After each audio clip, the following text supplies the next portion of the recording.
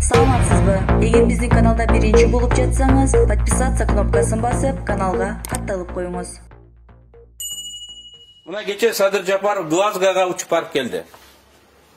Жеке самолет менен көп акча кетирип учту деп сындап атышат. Бирок барганы туура эле болду. Дүйнөнү климаттык өзгөрүү күтүп турат.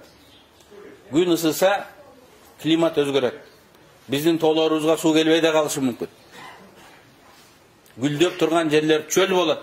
Чөл болуп турган жерлер оазис болуп кетиши мүмкүн. 50-жылга чейин. 50-жылга чейин 30 эле жыл калды.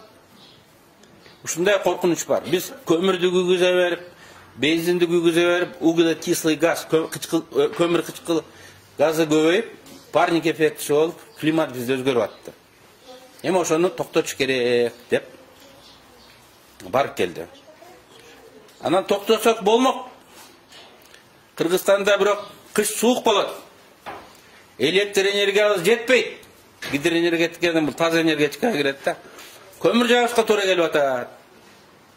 Көмүр жакпасын десеңер, бизге ГЭС курганга акча бергиле. 7 миллиард доллар бизге керек деп сурап келди. Анысы туура. Мен оюмча бай өлкөлөр кедейрак өлкөлөр менен бөлүшүп, анткени атмосфераны ким көп булгайт? Кедей өлкөлөр булгайт. Анткени көмүрүн тезегин жагышат. Кышта жашаш керек да. Ишканаларын иштетиш керек. Мен мисалы Садыр Жапаровду оппоненти оппозиционер болгон, ага оппозицияда болгонума карабастан бул демилгесин колдойм. Планетардык масштабта ойлонушубуз керек. Өзүбүздүн айлыбыздын майда барат иштин эмес, чоң проекттерди курганга умтулуш керек.